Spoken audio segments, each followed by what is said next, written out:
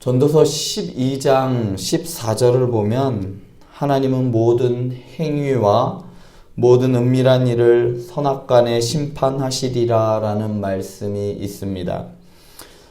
성경의 배경을 설명해 놓은 성경 문화배경 사전에서 이 심판이라는 말을 검색을 해보면 찾아보면 히브리서 9장 27절의 말씀을 근거로 사람이나 사물에 대해 선악간의 판단을 내리시는 일로 정의하였습니다.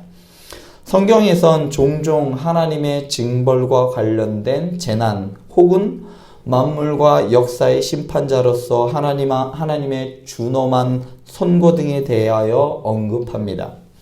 이미 하나님께서는 아담의 타락으로 인한 인류와 피조세계 전체에 대한 심판, 그리고 노아 시대의 대홍수나 혹은 애굽에 내려진 10가지 재앙들을 통하여 하나님의 심판의 전형을 보여주셨습니다.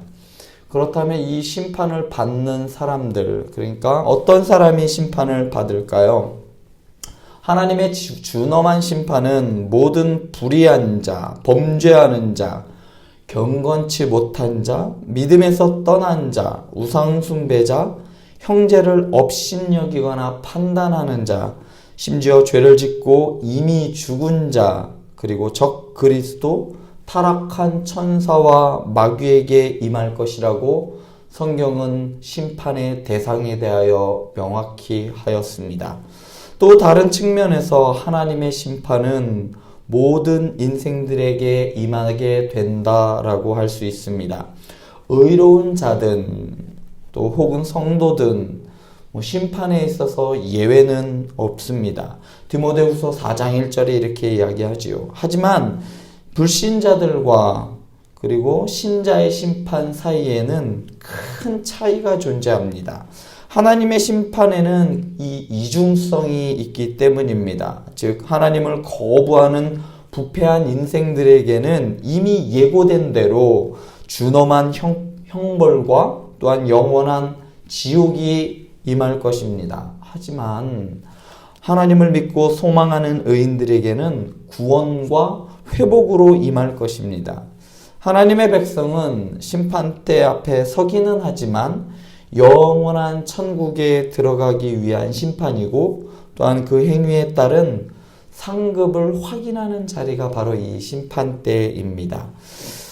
지금까지 말씀드린 이 심판의 의미는 최후의 심판을 의미합니다. 누구나 예외 없이 하나님의 심판대 앞에 서는 날이 올 것이고, 그리고 하나님의 저울에 우리의 행위와 행실을 무게를 달아보는 날이 반드시 올 것입니다. 교회 다니는 많은 사람들이 이 사실을 알고 있습니다. 아니면 다 알걸요? 그런데도 불구하고 마치 심판이 없는 듯 이렇게 살아가고 있는 사람들이 꽤 많습니다. 저는 이렇게 생각하는 이유를 이 심판을 먼 훗날 아주 막연하게 일어날 일이라고 생각해서 그렇다라고 생각합니다. 그래서 그런지 성경에는 하나님의 심판에 대하여 이것이 반드시 일어난다라는 이 필연성에 대하여 설명하거나 혹은 예표해 놓은 말씀이 곳곳에 있습니다. 너희들이 안 올 거라 생각하지만 반드시 온단다. 꼭 기억하거라. 잊을만 하면 한 번씩 등장하여 하나님께서 심판하신다라는 것을 계속해서 강조하고 있습니다. 오늘 본문의 말씀도 그 중에 하나입니다.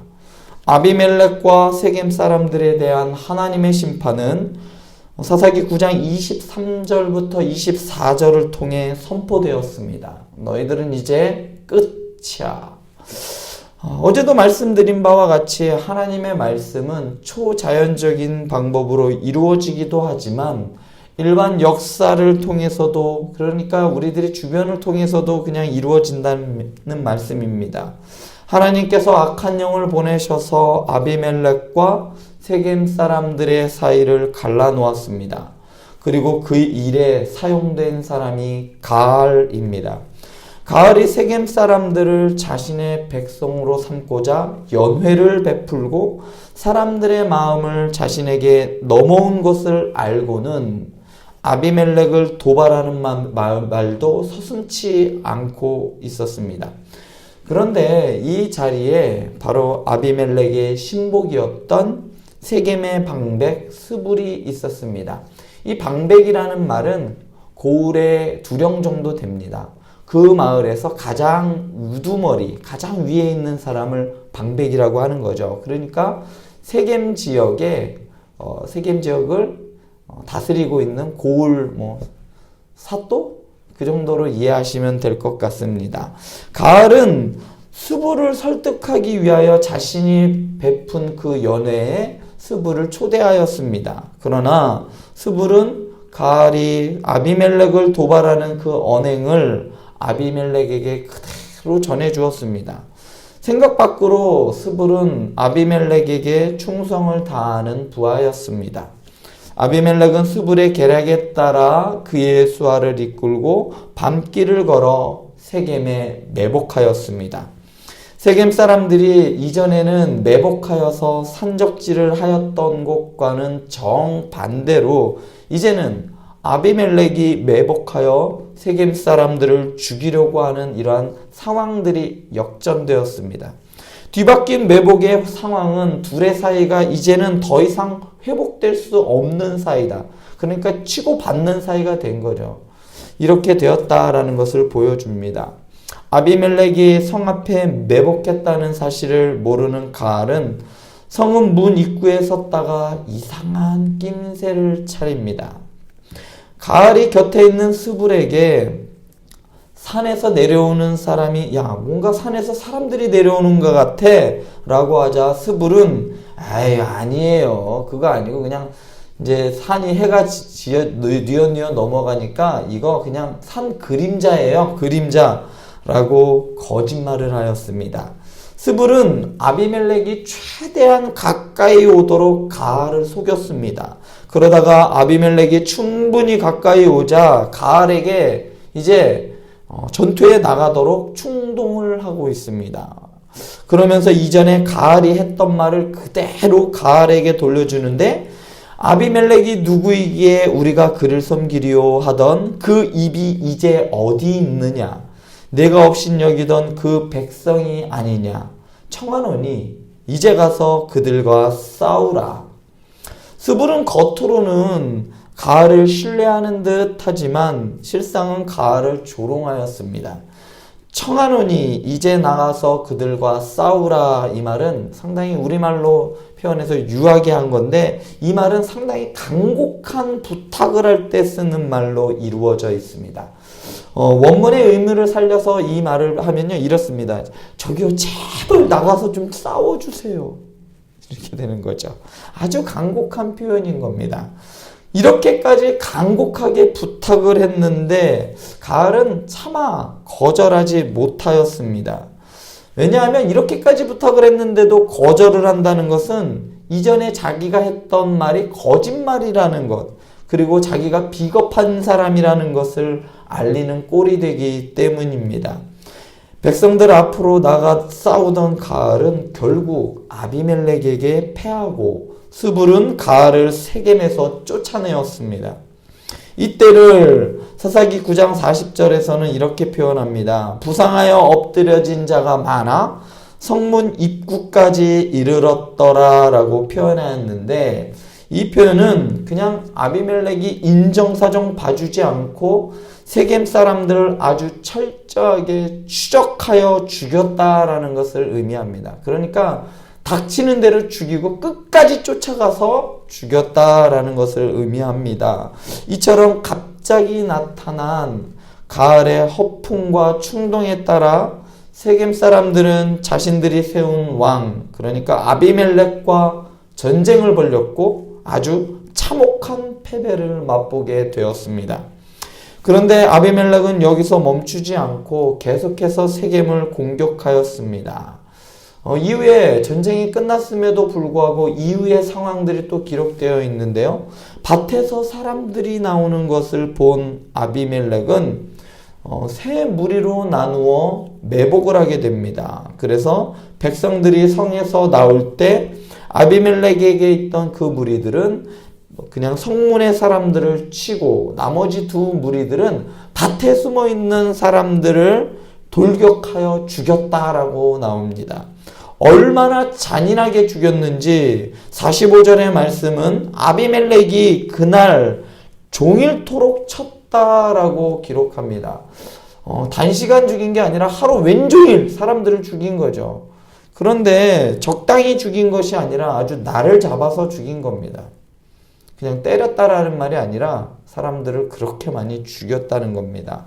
44절에 보면 아비멜렉과 그때는 돌격하여 성문 입구에 서고 두 무리는 밭에 있는 자들에게 돌격하여 그들을 죽이니 라는 이 말에서 밭에 있는 자들은 과연 어떤 자들일까요? 어떤 사람들이 밭에서 나온 자들일까요?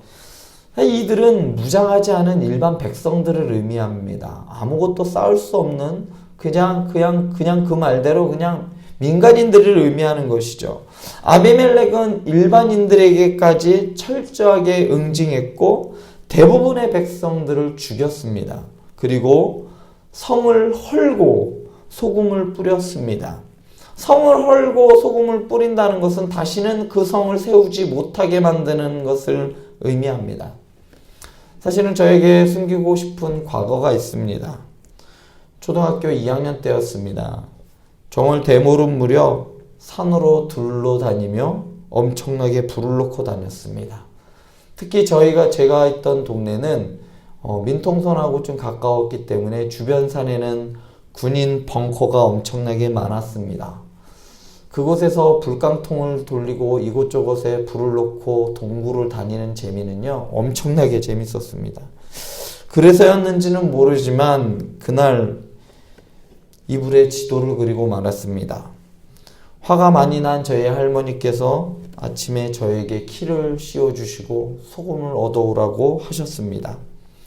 저에겐 소금은 부끄러운 기억으로 남아 있습니다. 그런데 오늘 말씀에서 아비멜렉은 성을 헐고 소금을 뿌렸습니다. 왜 소금을 뿌렸을까요?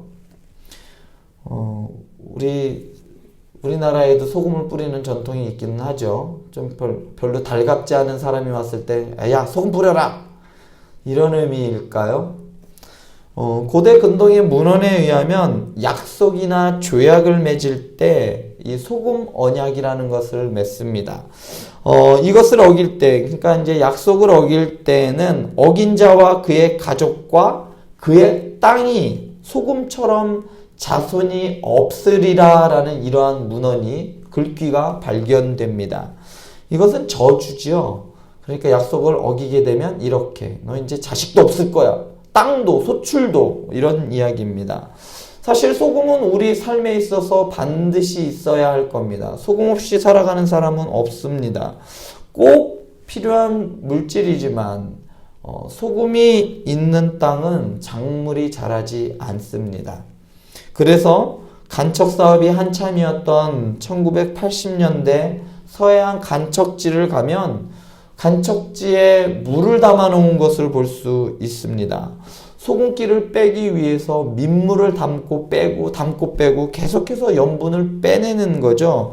왜냐하면 염분이 있는 상태에서는 아무런 농작물이 자라지 않기 때문입니다.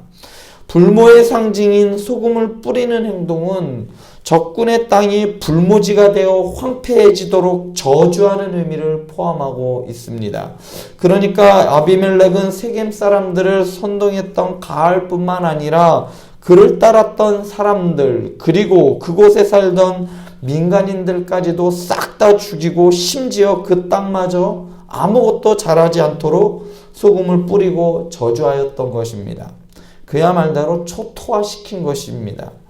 세겜은 그의 어머니의 고향이었습니다. 그리고 세겜 사람들은 그의 백성들입니다. 아비멜렉은 자기 백성을 보호하기는커녕 가족과 연관 있는 사람들까지도 가차없이 죽여버렸습니다. 처음에는 자기의 형제들인 70명의 형제들을 죽이고 이제는 어머니의 고향 사람들마저 죽이고 파괴해 버렸습니다. 처음에 왕에 대하여 얘기할 때 왕은 빼앗는 사람, 그러한 사람들이라는 것을 여과 없이 보여주는 장면이라 할 수 있겠습니다. 일반 역사의 관점에서 보면 반란을 일으킨 세겜 사람들을 아비멜렉이 완벽히 징벌한 것으로 보이지만 하나님의 관점에서 오늘 말씀은 세겜에 대한 하나님의 심판입니다.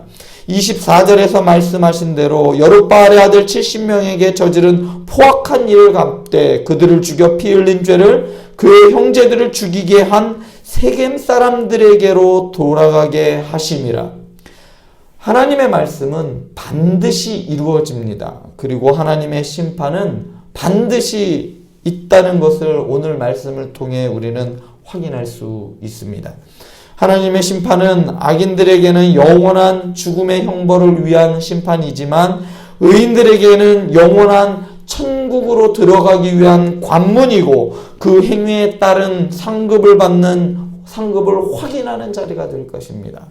그렇기 때문에 우리는 지금 처한 우리의 상황이 우리는 사람들이 보기에 속이는 자 같으나 참되고 무명한 자 같으나 유명한 자이고 죽은 자 같으나 살아있고 징계받은 자 같으나 죽임을 당하지 않는 그리고 또한 근심하는 자 같으나 항상 기뻐하고 가난한 자 같으나 많은 사람을 부유하게 하고 아무것도 없는 자 같으나 모든 것을 가진 사람들이 바로 저와 여러분들입니다.